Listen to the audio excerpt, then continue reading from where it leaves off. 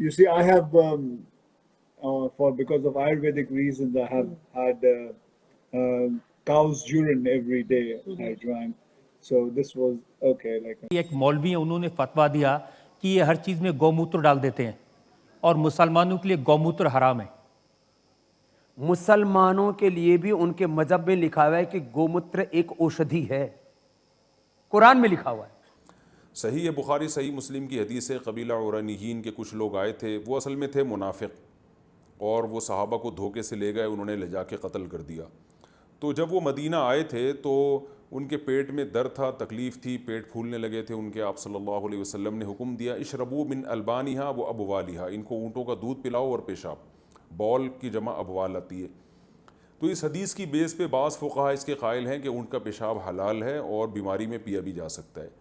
लेकिन इमाम अबू हनीफ़ा और बाज़ दूसरे फ़ुक़हा इस तरफ गए हैं कि ऊँट का पेशाब भी इसी तरह हराम है जैसे दूसरे जानवरों का पेशाब हराम, और बिल्कुल इसी तरह नापाक है जैसे दूसरे जानवरों का पेशाब नापाक है। और इसके दलाइल भी बहुत वाज़ेह हैं कि नबी सल्लल्लाहु अलैहि वसल्लम ने हुक्म दिया, इस्तंज़िहू मिनल बौल फ़इन्न आम्मत अज़ाबिल क़ब्रि मिन्हु। आप सल्लल्लाहु अलैहि वसल्लम ने फरमाया पेशाब से बचो, यानी छींटों से भी बचने का हुक्म दिया, और फरमाया कि अक्सर अज़ाब क़ब्र पेशाब की वजह से होता है। तो इसमें आपने फ़र्क नहीं किया कि किसका पेशाब, हर किस्म का पेशाब इसमें दाखिल है। दूसरी बात यह कि इस हदीस से अगर ये साबित होता कि पेशाब ऊँट का इस्लाम में हलाल है या पिया भी जा सकता है, तो सहाबा ने किसी ने तो इस हदीस पर अमल किया होता। हम देखते हैं कि इसके बाद भी हमें कोई ऐसी हदीस नहीं मिलती जिसमें ऊँट का पेशाब पीने का कोई जिक्र हो, और किसी सहाबी का कोई एक वाक़या भी हमें ऐसा नहीं मिलता। हालांकि पेट की बीमारियाँ तो थीं उस दौर में भी और बाद में भी हुई हैं, किसी ने भी नहीं पिया। तो इमाम हनीफ़ा और बाज़ फ़ुक़हा के नज़दीक इस हदीस का ये एक जुज़वी वाक़या है, ये कोई कायदा कुल्लिया नहीं है कि आप सल्लल्लाहु अलैहि वसल्लम को बज़रिया वही इल्म हो गया था कि इन लोगों की बीमारी का इलाज ऊँट के पेशाब के अलावा किसी दूसरी चीज़ में नहीं है। तो ज़ाहिर है जब कोई शख्स मर रहा हो और उसे पता हो कि मेरा इलाज इसके अलावा किसी और चीज़ में नहीं है, तो जान बचाने के लिए नापाक चीज़ भी खाई जा सकती है, हराम चीज़ भी खाई जा सकती है। इस पर उम्मत का तकरीबन इत्तिफ़ाक़ है। तो नापाक होने के बावजूद चूँकि उनकी बीमारी का इलाज ऊँट के पेशाब के अलावा किसी और चीज़ में नहीं था, और ये बात आप सल्लल्लाहु अलैहि वसल्लम को बज़रिया वही पता चली होगी, वही का दरवाज़ा खुला हुआ था, अब वही का दरवाज़ा बंद है। तो अब अगर कोई डॉक्टर किसी को कहता है कि आपकी बीमारी का इलाज पेशाब, ऊँट के पेशाब के अलावा किसी भी चीज़ में नहीं है, तो उसके लिए हलाल है। बल्कि अगर कोई मेडिकल साइंस ये कहती है कि आपके बीमारी का इलाज गाय के पेशाब या फ़लाँ जानवर के निजासत के अलावा किसी भी चीज़ में नहीं है, तो ये भी जायज़ है, क्योंकि जान बचाना फ़र्ज़ है। लेकिन मेडिकल साइंस फ़िलहाल ऐसा कहती नहीं है। तो इसलिए जब तक कोई डॉक्टर रिकमेंड ना करे आपको और यकीन ना हो कि इसका इलाज इसके अलावा किसी और चीज़ में नहीं है, तो आप उस वक्त तक पेशाब नहीं पी सकते, क्योंकि नजस है, हराम है। और हलाल चीज़ों से हमें पहले हुक्म है कि हम दवा करें। हलाल चीज़ों में अगर कोई चीज़ ऐसी है ही नहीं जिसमें आपकी बीमारी का इलाज है, फिर मजबूरी में आप जान बचाने के लिए मुर्दार भी खा सकते हैं, तो ये भी कर सकते हैं। तो राजे कौल हमारी राय में यही है, और बाज़ अरब उलमा ने भी इसी का इमाम हनीफ़ा के कौल पे इस मामले में फ़तवा दिया है। इस पर इंटरनेट पर उन अरब उलमा की भी तहकीक है कि जो है ना ये पेशाब, क्योंकि ये हदीस अगर कायदा कुल्लिया होती तो सहाबा इस पर ज़रूर अमल करते, तो कायदा कुल्लिया नहीं है और ये एक जुज़वी वाक़या है, और अल्लाह के नबी को इल्म हो गया होगा। बाकी पेशाब के बारे में जो वईदें हैं वो शदीद हैं, उनमें हर किस्म का पेशाब शामिल है। और आप सल्लल्लाहु अलैहि वसल्लम के बाद सहाबा कराम ने भी कभी ऊँट के पेशाब को पाक नहीं समझा। हमें कोई एक सहाबी भी नहीं मिलता जिन्होंने ये कहा हो कि ऊँट का पेशाब आप पी सकते हैं, आपके लिए जायज़ है। तो इसलिए ऊँट का पेशाब भी उसी तरह नापाक है जैसे दूसरे जानवरों का पेशाब नापाक है, बकरी का और दुम्बे वगैरह का। आस्क मुफ्ती तारिक मसूद। कहते हैं कि वो मुझे दुबई से जानते हैं माशाल्लाह, और कई सालों से मेरे तकरीर सुन रहे, और वो कहते हैं कि उनके तजुर्बे के हिसाब से वो समझते हैं कि मुसलमान अच्छे लोग हैं, सच बोलते हैं, झूठ नहीं बोलते, किसी का पैसा नहीं खाते। लेकिन एक उनको मुसलमानों के बारे में एक चीज़ जो खटकती है कि मुसलमान गाय का गोश्त क्यों खाते, वो उनका सवाल है। मैं पहले बोलना चाहता हूँ भाई साहब आनंद जी कि एक मुसलमान अच्छा मुसलमान रह सकता है 100% शाकाहारी होने के बाद भी। A Muslim can be a good Muslim even by being a pure vegetarian. शुद्ध शाकाहारी होने के बाद भी एक मुसलमान 100% अच्छा मुसलमान रह सकता है। लेकिन क्योंकि अल्लाह सुब्हाना व तआला हमारा रब, हमारा खालिक, कुरान मजीद में अल्लाह ताला फरमाते हैं, सूरह माइदा में सूरा नंबर 5 आयत नंबर 1 में अल्लाह ताला फरमाते कि आप उन 4 पायों जानवरों का गोश्त खा सकते हैं जिनकी हमने इजाजत दी है। अल्लाह ताला फरमाते हैं सूरह नहल में सूरा नंबर 16 आयत नंबर 5 में कि आप कैटल का गोश्त खा सकते हैं। कुरान में जिक्र आता है सूरह मोमिनून में सूरा नंबर 23 आयत नंबर 21 में कि आप कैटल में से आपको मिलता है दूध, उनमें से मिलती है आपको गर्मी और आप इनका गोश्त खा सकते हैं। तो जब अल्लाह सुब्हानहू व तआला हमारा खालिक, हमारा मालिक कहता है कि आप गोश्त खा सकते, तो क्यों हमें नहीं खाना चाहिए? मैं आपको कोशिश करूंगा बताने के लिए कि आज की साइंस ये कहती है कि हमारे जिस्म में हमको प्रोटीन की जरूरत है, कम से कम 23 एमिनो एसिड की जरूरत है। यही 23 में से 8 एमिनो एसिड हमारे जिस्म में नहीं बनते। उसके लिए फर्ज है कि ये हमारे खाने में हमें ये एमिनो एसिड मिलना चाहिए। कोई भी शाकाहारी, कोई भी भाजी पाला नहीं है जिसमें आटों के आटो एमिनो एसिड मौजूद है। फ्लैश में, गोश्त में आटो एमिनो एसिड मौजूद है। इसे साइंस कहती है कंप्लीट प्रोटीन, कंप्लीट फूड। आज साइंस ये कहती है कि फ्लैश फूड में, गोश्त में प्रोटीन है, नियासिन है, विटामिन B1 है, इससे सेहत अच्छी बनती है। और आज आप देखेंगे जो जानवर जो शाकाहारी होते हैं, जो सिर्फ भाजी पाला खाते हैं, भेड़, बकरी, गाय, आप देखेंगे इन जानवरों के दांत इनके चपटे हैं, उनके पास हर्बिवोरस सेट ऑफ टीथ है।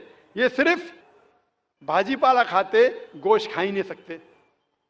जब आप देखेंगे मांसाहारी जानवर के दांत, शेर बब्बर, चीता, उनके नोकीली दांत होते हैं। ये सिर्फ गोश्त खाते हैं, भाजी पाला खा ही नहीं सकते। जब आप अपने दांत आईने में देखेंगे तो भगवान ने, ईश्वर ने, हमारे खालिक ने हमें दोनों दांत दिया है, चपटे दांत भी दिया है और नोकीले दांत भी दिया है। अगर हमारा ईश्वर चाहता था कि हम सिर्फ भाजी पाला खाए तो ये नोकीले दांत क्यों दिया? गोश्त खाने के लिए। आज की साइंस कहती है कि जो डाइजेस्टिव सिस्टम है हर्बिवोरस एनिमल का, गाय, भेड़, बकरी के, वो सिर्फ भाजी पाला डाइजेस्ट कर सकते, गोश्त को डाइजेस्ट कर ही नहीं सकते। जो डाइजेस्टिव सिस्टम कार्निवोरस एनिमल का है, चीता, शेर बब्बर, ये सिर्फ गोश्त डाइजेस्ट कर सकते, भाजी पाला नहीं। लेकिन हम इंसानों को अल्लाह ताला ने, हमारे ईश्वर ने स्मॉल इंटेस्टाइन भी दिया है, बिग इंटेस्टाइन भी दिया है। हम भाजी पाला भी डाइजेस्ट कर सकते, गोश्त भी डाइजेस्ट कर सकते। अगर हमारा ईश्वर चाहता था कि हम सिर्फ भाजी पाला खाए तो हमें ये डाइजेस्टिव सिस्टम क्यों दिया जो गोश्त को भी डाइजेस्ट कर सकता है? तो साइंटिफिकली हमारा जिस्म हमारे ईश्वर ने ऐसा बनाया है कि हम भाजी पाला भी खा सकते हैं, गोश्त भी खा सकते हैं। और बहुत लोग को गलत फहमी है कि हिंदू मजहब में गोश्त खाने की ममानियत है। भाई आप हिंदू है ना? हिंदू है। आपके नाम से लगता है आप हिंदू है हिंदू है ना सर? जी, हिंदू ही है। आप हिंदू है ना? हाँ। हाँ बिल्कुल सही, आपके नाम से लग रहा है आनंद आपका नाम है, आप हिंदू है। आपको गलत फहमी होंगी कि हिंदू मजहब में गोश्त खाना हराम है।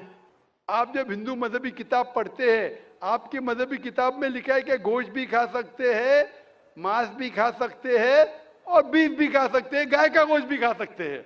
आप जब पढ़ेंगे मनुस्मृति चैप्टर नंबर 5 अध्याय नंबर 5 श्लोका नंबर 30 में लिखा है कि अगर खाने वाले जानवर, अगर खाने वाले मखलूक उस चीज को खाती है जो खाने वाले जानवर है, तो आप कोई गुनाह नहीं कर रहे, क्योंकि ईश्वर ने कुछ मखलूक को बनाया है खाने के लिए और कुछ मखलूक को खा जाने के लिए।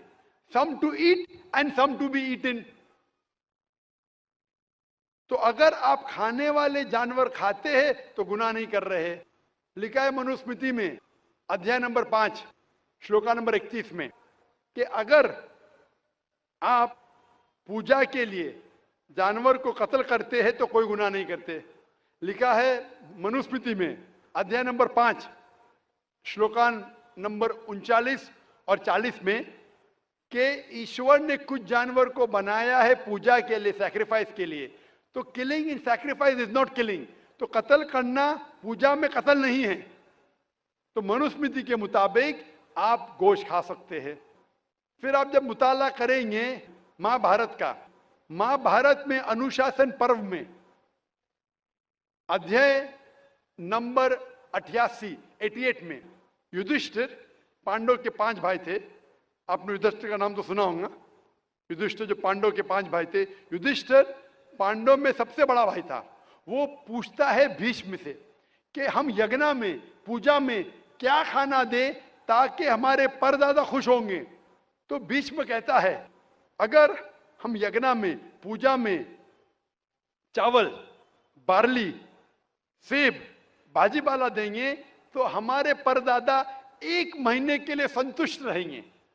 अगर हम मछली देंगे तो 2 महीने के लिए, अगर गोश्त देंगे 3 महीने के लिए, अगर खरगोश देंगे तो 4 महीने के लिए, अगर बकरी देंगे तो 5 महीने के लिए, अगर सुअर देंगे तो 6 महीने के लिए, अगर परिंदा देंगे तो 7 महीने के लिए, अगर हिरन देंगे तो 8 महीने के लिए, अगर बैल देंगे तो 11 महीने के लिए, अगर गाय देंगे तो पूरे 1 साल के लिए हमारे परदादा संतुष्ट रहेंगे। 1 साल। क्या दूध की बात अगर कर रहे हैं सर? आप बफेलो देंगे, बफेलो तो 12 साल के लिए, अगर राइनोसरस देंगे या रेड मीट, लाल गोश्त, तो हमारे परदादा हमेशा के लिए संतुष्ट रहेंगे। पूरा मेन्यू है महाभारत में, हिंदू किताब में पूरा मेन्यू है। क्या चाहते हैं? भाजीपाला, मछली, गोश्त, खरगोश, हिरन, बीफ, बड़े का छोटे का सब है। आप अगर वेद पढ़ेंगे, वेद में भी लिखा है कि संत और साधु गोश्त खाते थे, गाय का गोश्त भी खाते थे। फिर आप क्यों कहते हैं कि गोश्त खाना हराम है? क्योंकि बहुत से हिंदू लोग बाकी मज़ाहिब से प्रसन्न हुए। मजहब से प्रसन्न होने के बाद कुछ मजहब मानते अहिंसा में, और वो समझते हैं कि जानवर को कत्ल करना गुनाह है। क्यों? क्योंकि जानवर में जान है, बाजीपाला में जान नहीं है, पेड़ पौधों में जान नहीं, इसलिए बाजीपाला खाना गलत नहीं है, लेकिन जानवर खाना गलत है।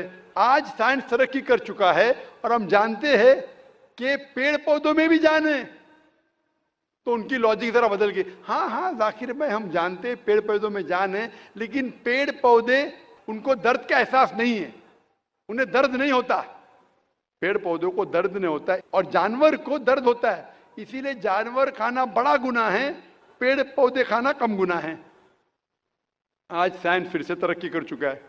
तरक्की करने के बाद साइंस ये कहती है कि पेड़ पौधों को भी दर्द होता है, लेकिन उनकी दर्द की आवाज़ आपको सुनाई नहीं देती। हम इंसान सिर्फ 20 साइकिल्स और 20,000 साइकिल्स के दरमियान फ्रीक्वेंसी में सुन सकते, इसके नीचे, इसके ऊपर नहीं सुन सकते। वो चीखते हैं लेकिन हमें उनकी आवाज़ सुनाई नहीं देती।